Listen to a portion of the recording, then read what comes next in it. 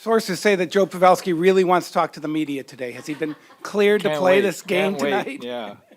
Yeah. No, game time decision. So we'll see he's out there again for morning skate. Things look promising, but we'll decide tonight when we get to the rink. This is just a weird featurey angle, but you guys had a bit of a power play slump earlier in the season. What did you do to get out of it? Because it seems like it really worked at the time, and then you guys have been on a roll kind of since. But I mean, it seemed like almost a month where it really was a struggle. Yeah. Well, to be honest with you, I think what we did was we didn't listen to you guys and change everything, or panic, or we stuck with our groups and let them work themselves through it, and they did that. So that's probably the easiest, simplest answer. Was it a key point of the season, just in staff and players getting together? Yeah, I mean, over a season, every area you have is going to have ups and downs and struggles, and you want a consistency there, and it's important to recognize, is this one of those season slumps that or is there a foundational problem or a personnel problem that really needs to be changed? So I think that's what we work through in the coaching room. Do you have to guard against just a little thought of, hey, we dodged a bullet, we don't have to go to Colorado, we're playing this other team, and we got home ice advantage? Maybe, but I don't think so with our group. I mean, if you read what Nathan McKinnon and Rantanen and some of those guys said about the Seattle series, how tough it was, how good they were, how fast they were, how much pressure they put on them, I think our guys are aware that you don't go through the Stanley Cup champion unless you've got a real good game, and we know that. So.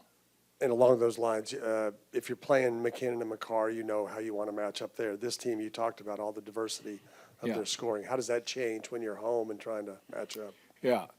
Well, again, we want to dictate whether we're playing Colorado or Seattle. We're not a big matchup team. We want to get our game going. We want to get into our four-line rhythm. I think, it's a little bit easier because Seattle plays a similar game. So, it probably is a little easier to get into that against a team like that. Hey, Pete, can you comment on 4 days off compared to just 2 for them and the importance of maybe a hot start for you guys? Yeah.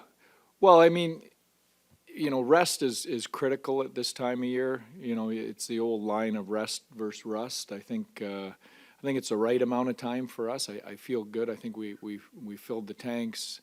We're coming out. If Pav can go tonight, and we'll decide at game time, then we're coming out healthy, which is huge this time of year. But our conversations have been around. We started slow game 1 against Minnesota, lost in double overtime, and then really it took us to game 5 to kind of get the series back in our control. So we want to avoid that. You want a quick start. You want to grab the series as quickly as you can, and that's something we want to fix this time around. A couple questions related. The second power play doesn't get a lot of shine just because the first power play is so good. How do you, as a coach, how do you balance that in terms of, they don't always get their rhythm. They only sometimes just get the last 30 seconds or something like that on that. Yeah. Well, you're right, but they're a critical piece for us too. And no bigger example than Tyler Seguin jumping up to the first unit when Joe Pavelski goes down. I mean, those guys, not only do they have to execute, with the time they get, but they have to be able to jump in if someone goes down, if there's an injury, if one of our power play guys is in the penalty box, our first unit guys. So, they've got a lot of different roles they fill there for us and are critical. And that power play, our power play against Minnesota in the first round with Pavelski out, didn't miss a beat because of Sagan's ability to jump into that spot. And then related to that, Thomas Harley, I think at one point in Minnesota you gave him the second unit. Just with his age and with his experience, are you careful about how much you're putting on him? Is there a chance that he does elevate to a power play option for you? Yeah, I mean, he has those abilities. I think, again, I think that's more long-term, but we wanted to make sure that you never know what's going to happen. You get one injury to a certain guy, all of a sudden, he's a real option. And if he hasn't played on one since he was in the American League, a month ago, that's a problem. So, I wouldn't read too much into the fact he got one, but, he has those abilities and he's an option for us if we need him for whatever reason. Pete, on a lighthearted note, I heard that you got some really good coaching advice from Elliot Friedman for the first round, and just wondering if you reached out for the second round for some more sage advice.